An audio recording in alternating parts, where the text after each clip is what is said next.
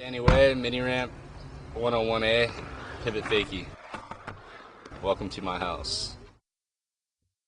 Pivot fakie is an essential trick for the building blocks of a lot of tricks in skateboarding, as far as taking stuff to fakie, because you can hang your front truck up on a pivot fakie pretty easily.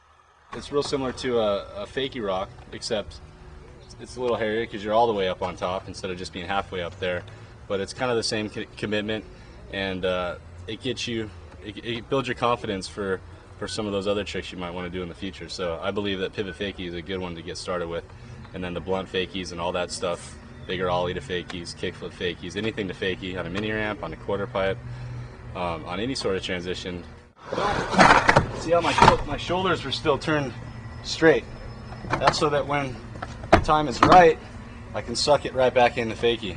But if you go up and you turn your shoulders like a normal pivot, then your weight's going to carry you through, you're going to go forward.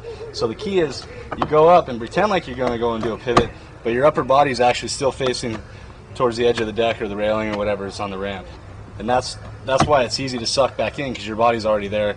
It's kind of like a fakie ollie when you go back in. It's like a pressure ollie. You don't really hit your tail. You just give it a little on the way in, and it pops you over the coping. And before you know it, you'll be rolling down the transition, and hopefully you won't hang up. The key is just being a little bit patient, and you got to have the confidence to hold your nose up as it rolls through the over the coping and into the tranny. Once you do it, I believe, it gets a lot easier the second time or the third time, and then it becomes real easy. See, if you were to turn your shoulders like a normal pivot, see, you'd be stuck going forward. I keep my upper body looking straight forward. Just stop.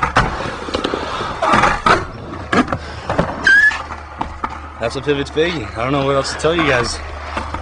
It's pretty self-explanatory, really.